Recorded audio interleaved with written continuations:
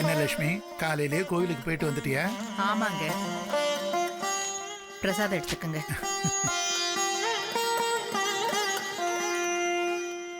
வினோ, நீ போய் அண்ணா நீங்க எல்லாரையும் கூட்டிட்டு வா.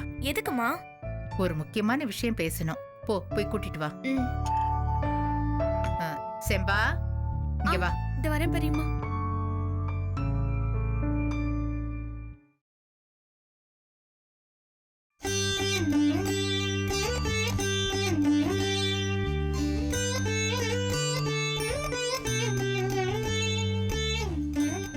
என்ன ஆசீர்வாதம் பண்ணுங்க பெரியம்மா. நல்லா இருமா.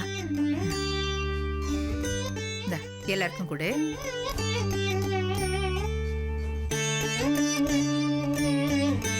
அண்ணி பிரசாதம்.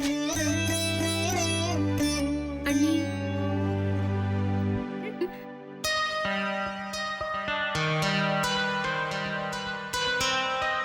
பாருக்கா, அந்த தாய் கல்விய அவங்க செல்ல மருமகளுக்கு அவங்களே வச்சு விடுவாங்களாம். அப்ப நம்மளாம் யாரா? விட வடிவ, இந்த தாய் கிழவி கழுத மாதிரி முன்னால போனா கடிக்கும், பின்னால போனா உதைக்கும். நாம டிஸ்டன்ஸ் மெயின்டைன் பண்றதுதான் நமக்கு நல்லது. என்னம்மா, என்ன விஷயம்? கூப்பிட்டீங்களா? ஆமாப்பா. வினோதினி, கார்த்திக் கிட்ட சொல்லிட்டியா? எல்லார்கிட்டயும் சொல்லிட்டேம்மா, வந்துருவாங்க. என்னம்மா, ஏதாவது முக்கியமான விஷயமா? ஆமாண்டா, ஒரு விஷயம் பேசணும். கார்த்திக் வந்துட்டோம். என்னாச்சுக்கா? கல்வி ஏதோ ஊடகமா மந்திரம் போடுது போல இருக்கு. அதாண்டி ஒண்ணும் புரியல. அடுத்து ஏதாவது காம்படிஷன் வைக்க போதோ? ஏற்கனவே 7 வட மாரத்தை நம்ம இழந்துட்டோம். அக்கா, இனிமே நம்ம ரொம்ப உஷாரா இருக்கணும்க்கா. ஒன்னும் புரியலையே, கொஞ்சம் இரு.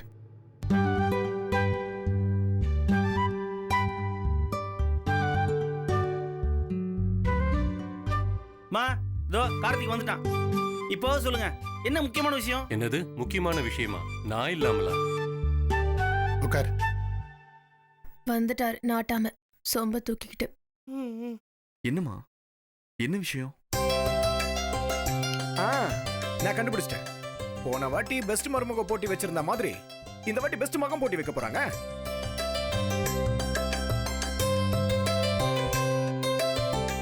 இதென்ன பிக் பாஸ் குடும்பமா? டாஸ்க் மேல டாஸ்க் வைக்கிறது. எனக்கெல்லாம் நிறைய வேலை இருக்கு. என்னாலலாம் இந்த காம்படிஷன்ல கலந்துக்க முடியாது. டேய், எல்லாத்துலயும் உனக்கு அவசரமா? கொஞ்சம் வெயிட் பண்ணு, அண்ணி என்ன சொல்றாங்கன்னு கேட்போமே. நானும் வினோதினியும் காலையில அம்மன் கோயிலுக்கு போயிருந்தோம். அக்கா, இத சொல்றதுக்கா கூப்பிட்டுச்சு? வடிவு, நம்ம கமலா அவன் மருமகளோட வந்திருந்தா. அவன் மருமகளுக்கு நேத்து தான் தாலி பிரிச்சு கோத்தாங்களாம்.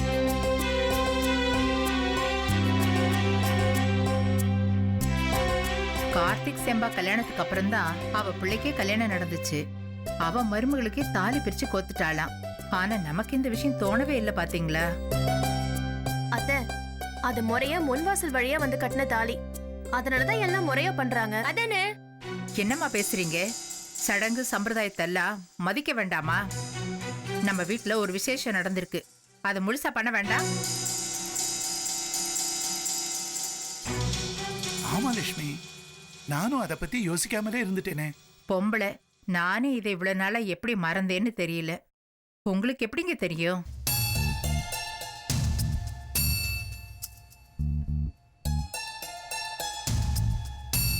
வீட்டுல இருக்கிற மருமகளுங்களாவது நமக்கு எடுத்து சொல்லியிருக்கணும். அவங்களே எப்படி பொறுப்பு இல்லாம இருந்தா எப்படி? என்னத்த நீங்க பேசுறீங்க? நாங்க என்ன பொறுப்பு இல்லாம நடக்கிறோம்? நீங்க கிழிச்ச கோட்டை நாங்க தாண்டி இருக்கோமா? நீங்க சொல்றது தானே நாங்களாம் செஞ்சுட்டு இருக்கோம். அப்படி இருந்தும் எங்களுக்கு தான் அத்தை கேட்ட பேரெல்லாம். அப்படி இல்ல அர்ச்சனா, எனக்கும் வயசாகுது இல்ல.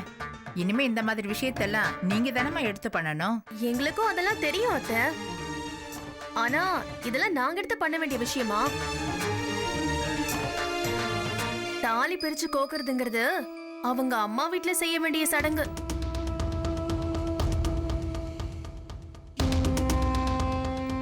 ஏதோ நாங்க வேணும்னே செய்யாம விட்டோன்னு எங்க மேல பழி போடுறீங்க?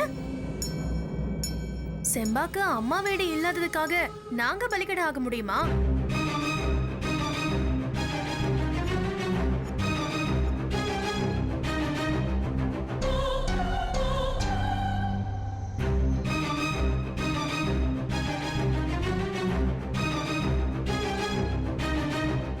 என்னங்க நீங்க என்னமோ வேடிக்கை பார்க்கிறதுக்கு பிறந்த மாதிரி வாய வாய பார்த்துட்டு இருக்கீங்க? அத்தை இவ்வளவு சொல்றாங்கல்ல, என்னன்னு கேட்க மாட்டீங்களா?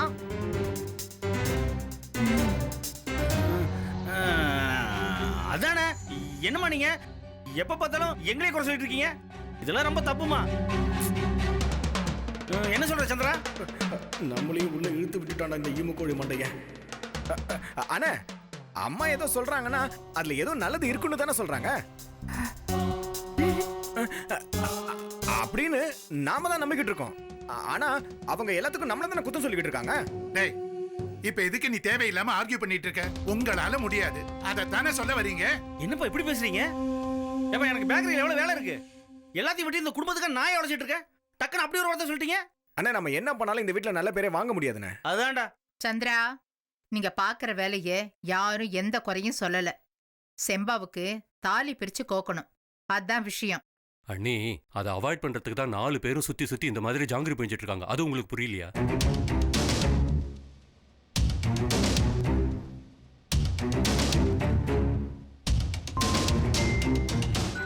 செம்பாவுக்கு என்ன சம்பிரதாயம் பண்ணணும்னு சொல்லுங்க, அதை நாமளே பண்ணிக்கலாம்.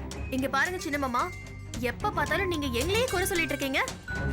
ஒரு சடங்கு பண்றதுன்னா அது சம்பிரதாயமா தானே பண்ணணும். அவளுக்கு அம்மா வீட்ல யாரும் இல்ல, அதுக்கு நாங்க என்ன பண்ண முடியும்?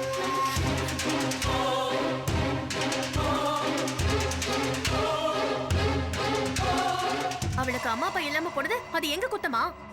அதானே, இவ என்ன பாவம் பண்ணாலோ அப்பா அம்மாவை முழுங்கிட்டு வந்து நிக்கிறா.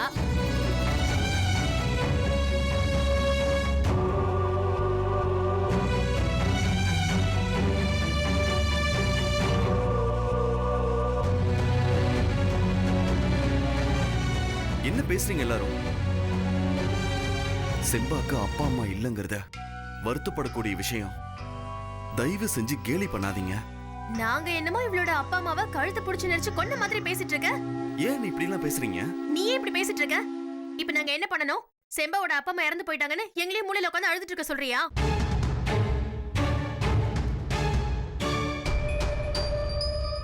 அவளே அதை பத்தி கவலைப்படல, நீ எதுக்கு ஓவரா ரியாக்ட் பண்ணிட்டு இருக்க? அர்ச்சனா, அர்ச்சனா, நீங்க யாரு தப்பா நினைக்கலாம் நான் ஒரு விஷயம் சொல்லாமா? இன்னொரு மனுஷன் இருக்கிற வரைக்கும் யாரும் அனாதை இல்லைன்னு சொல்லுவாங்க. செம்பாவுக்கு அம்மா வீட்டு சார்பா நான் இருக்கேன். எதுவும் பேசுறதுக்கு முன்னாடி யோசிச்சு பேசணும். எல்லார் முன்னாடியும் சும்மா பந்தா காமிக்க கூடாது. என் மனசால செம்பாவை என் தங்கச்சியை நினைச்சுதான் சொல்றேன். நான் அவங்க அம்மா வீட்டு சார்பா இருக்கேன்னு தான் சொல்றேன். இருப்பீங்க, அவ்வளவுதானே. என்ன செய்வீங்க? அண்ணனா, தம்பியா, அப்பாவா, யார் வேணாலும் இருக்கலாம். எடுத்து செய்யணும்னா பணம் வேணும்.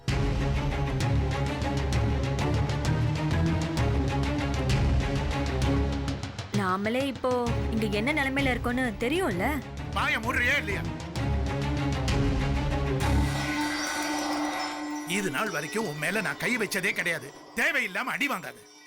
எத்தனை தடவை நான் உன்கிட்ட சொல்லியிருக்கேன், மாப்பிளையே நீ அவமானப்படுத்த கூடாது. உண்மைதானப்பா சொல்றேன். வாய மூடுன்னு சொல்றேன்.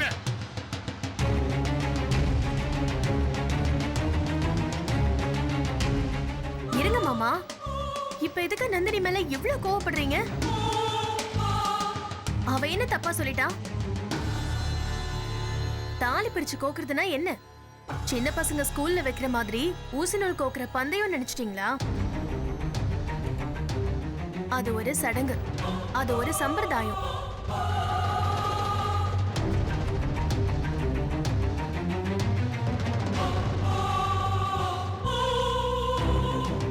அம்மா வீட்டுக்காரங்க வந்து சொந்த பந்தெல்லாம் கூடி நின்னு புருஷன் கையால தாலி வாங்கிக்கிற முக்கியமான சடங்கு.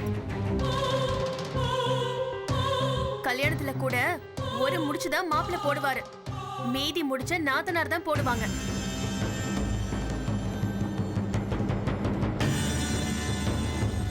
புருஷன் கிட்ட இருந்து முழுசா வாங்கிக்கிற ஒரு சடங்கு, அத சரியா பண்ணணும்னு சொல்றோம். அதுல என்ன தப்பு இருக்கு? எனக்கு தாலி பிரிச்சு கோக்குறப்போ எப்படி நடந்துச்சு? சீர் வரிசை சொந்த பந்தோன்னு முறையா தானே நடந்துச்சு. எங்க வீட்ல கூட வண்டி வண்டியா சீர் கட்டிட்டு வந்துதானே நாங்க ஃபங்க்ஷன் பண்ணோம்.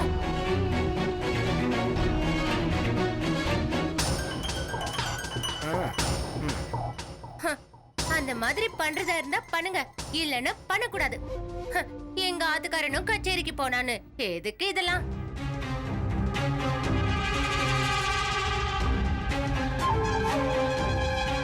அதனாலதான் நாங்க வேணான்னு சொல்றோம். இந்த குடும்பத்துல ஒரு ஃபங்க்ஷன் நடந்துச்சுன்னா அது நல்லபடியா நடக்கணும். எல்லாரும் கொஞ்சம் அமைதியா இருக்கீங்களா? நீங்க சொன்ன மாதிரி செம்பாவுக்கு இந்த சடங்கு கண்டிப்பா நடக்கும். செம்பாவோட தாய் வீட்டு ஆட்களா வினோத், நந்தினி, குழந்தைங்க எல்லாம் இருக்காங்க.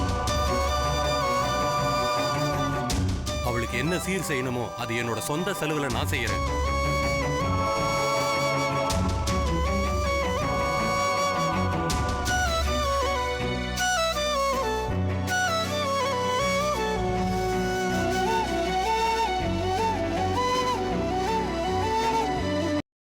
எதை பண்றதுக்கும் மனசுதான் வேணும், பணம் கிடையாது. அண்ணி, நீங்க நல்ல நாள் பாருங்க. வினோதினி, கேலண்டர் எடுத்துட்டு வாமா.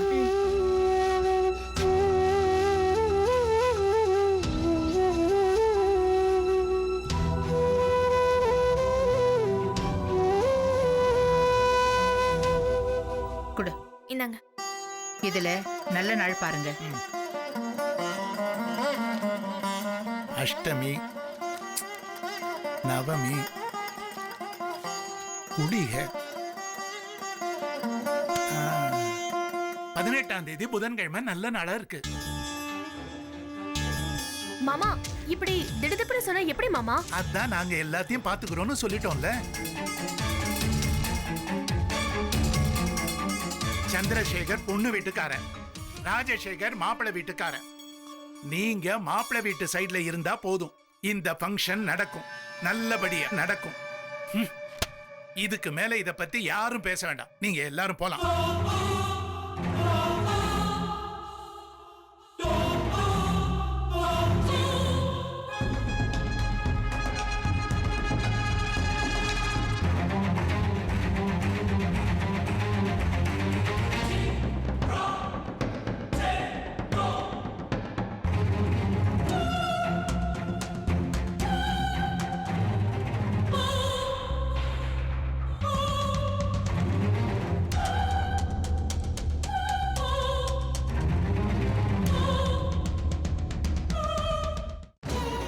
ராஜா ராணி ஒரு சிறிய இடைவேளைக்கு பின் தொடரும்.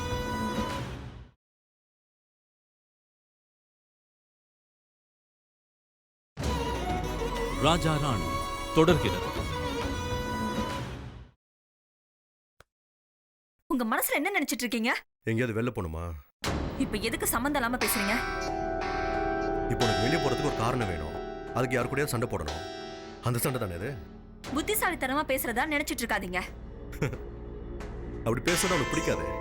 சும்மா தேவையில்லாம பேசாதீங்க. அந்த செம்பாவுக்கு நீங்க யாரு? அதான் சொன்னேன்ல, கூட பிறந்த அண்ணன் மாதிரின்னு. அவளுக்கு யாரும் கிடையாது. அவளுக்கு நீங்க என்ன வக்காலத்தா? எனக்கும் யாரும் இல்லையே. அதான் இப்படி எல்லாம் சென்டிமெண்டா பேசினா உச்சி கொட்டிட்டு ஐயோ அப்படியான்னு கேட்கணுமா? நீங்க அவளுக்கு அப்படி என்ன பண்ணுவீங்க? இப்ப நீ நினைக்கிற மாதிரி நான் உன தண்ட சோறு இல்ல. என் ஃப்ரெண்டோட ஹாஸ்பிட்டல்ல எனக்கு ஒரு டாக்டர் வேலை இருக்கு. வேலை கிடைச்சா தூக்கி தானம் பண்ணுவீங்களா? இத்தனை நாள் நீங்க வெட்டியா உட்கார்ந்திருந்தப்போ நாங்க தான் பாத்துக்கிட்டோம். இவருக்கு சம்பளம் கிடைச்ச உடனே தங்கச்சின்னு தத்து எடுத்துக்கு வரான். அப்ப கூட பொண்ணுக்கு செய்யணும், பொண்டாட்டிக்கு செய்யணும்னு தோணல. அது நல்ல பொண்ணா இருந்தா கூட பரவாயில்ல. பல்லெல்லாம் பேத்துரு.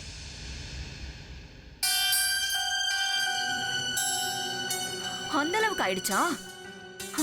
அது சரி, மாச சம்பளம் வரப்போகுதுல்ல, அதான் கையெல்லாம் ஓங்க ஆரம்பிச்சிட்டீங்க. இது பார், என் பொண்ணை பத்தி ஒரு வார்த்தை பேசின அவ்வளவுதான். அதுக்கு கோபத்தை இப்படி காட்டக்கூடாது. அந்த பொண்ணுக்கு ஏதாச்சும் நல்லது பண்ணணும். எதுக்கு என்ன இப்படி டார்ச்சர் பண்ற? செம்பாவுக்கு சீர் பண்றேன், சித்தப்பாவுக்கு மோர் பண்றேன்னு சொல்லிக்கிட்டு திரிஞ்சிங்கன்னா அவ்வளவுதான். அவ்வளவுதானே? விடு. விடுன்னு சொல்லிட்டு போனா விடு. விடு, நில்லுங்க.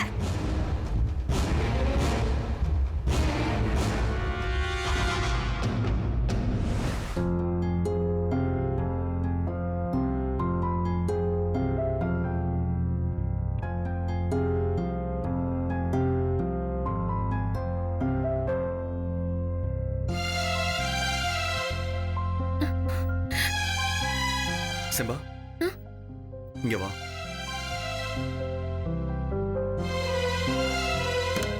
உட்காரு. இல்ல இருக்கட்டும். உட்காருன்னு சொல்றேன்ல. எனக்கு கொஞ்சம் வேலை இருக்கு சின்னையா. நான் அப்புறமா வரட்டுமா? நான் சொன்னா கேப்பியா மாட்டியா? உட்காரு. இல்ல சின்னையா. உட்காரு.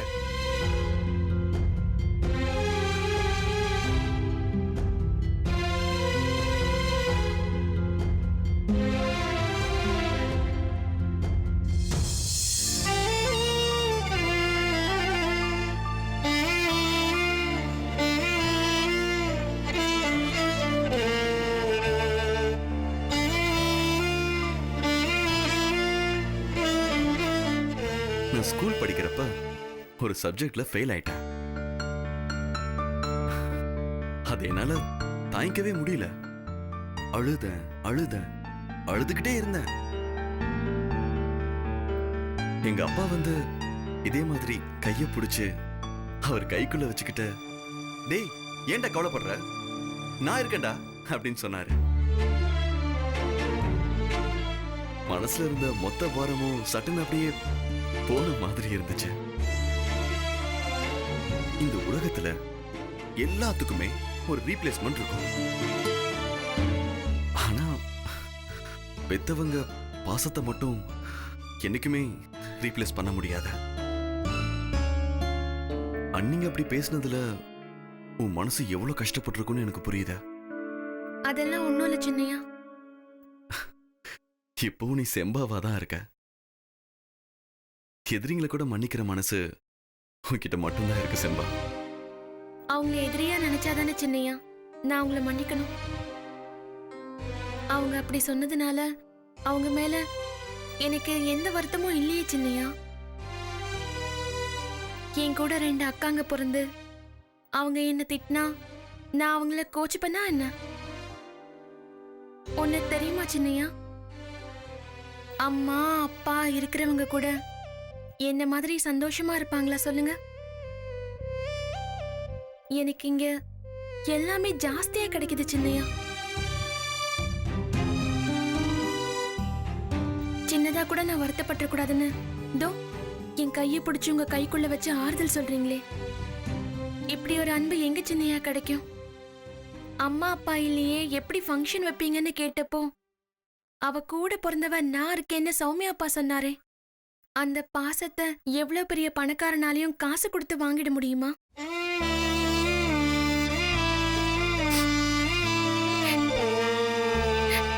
இவ ஏன் பொண்ணு எவ்வளவு செலவானாலும் நான் கொடுக்கறேன்னு சொன்னாரே சித்தப்பா. அவருக்காக நான் உசுர கூட கொடுப்பேன் சின்னையா. வினோதினி, ரக்ஷன், ரக்ஷிதா, சௌமியான்னு என்ன சுத்தி எல்லாருமே எவ்வளவு பாசமா இருக்காங்க. இது தாண்டி வேற எனக்கு என்ன வேணும் சின்னையா? ஒருவேளை எனக்கு இந்த மாதிரி ஒரு நல்ல வாழ்க்கை கிடைக்கணுங்கிறதுக்காக தான் எங்க அப்பா அம்மா என்னை விட்டு போனாங்களான்னு தெரியல.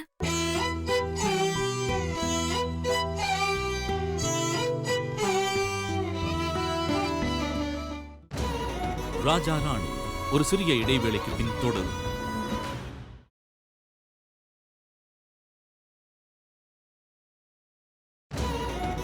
ராஜா ராணி தொடர்கிறது. அவங்க இறந்து எனக்கு இந்த வாழ்க்கைய அமைச்சு கொடுத்திருக்காங்க சின்னையா. அத நான் எப்படி சாதாரணமா எடுத்துக்க முடியும்?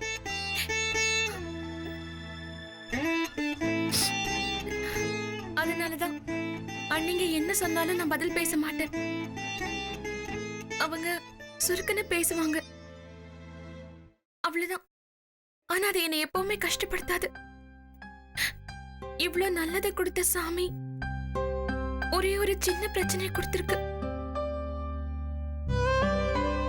எனக்கு நல்லது மட்டும்தான் கொடுக்கணும்னு சாமி கிட்ட உத்தரவு போட முடியுமா என்ன? கிடைச்ச நல்லதை நினைச்சு சந்தோஷப்படணும், அதானே கரெக்ட்?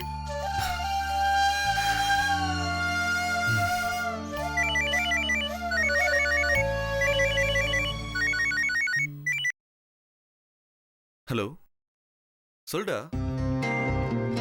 ஹேய் சூப்பர்ரா. ஆ கண்டிப்பா வந்துடுறேன். வைஃபா? அது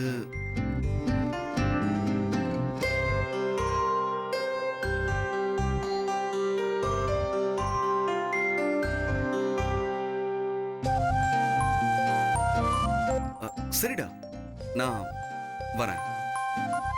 ஓகேடா, பாய். என் ஃப்ரெண்டோட பர்த்டே, அதுக்கு அவன் பார்ட்டி வைக்கிறான். அந்த பார்ட்டிக்கு உன்னையும் வர சொல்றான். நான் எதுக்குங்க? கூல் காய்ச்சி ஊத்துவாங்க, அதை டிஸ்ட்ரிபியூட் பண்ணேன். இந்த மாதிரி பார்ட்டிலாம் பார்த்து என்ஜாய் பண்ணணும். போலாமா? ஐயோ, நான் வரல சாமி. ஏன்? எனக்கு இதெல்லாம் பழக்கம் இல்லையே. பழகிக்கலாம், வான் தான் கூப்பிடுறேன். வேண்டாம் சின்னையா. கண்டிப்பா உன்னை கூட்டிட்டு வரணும்னு சொல்லியிருக்கான். என்னால முடியாதுன்னு சொல்லிடுங்க. ஹே, அவன் என்ன சொன்னானா? நான் வரமாட்டேன் சின்னையா, எனக்கு நிறைய வேலை இருக்கு. செம்பா, செம்பா நில்லு.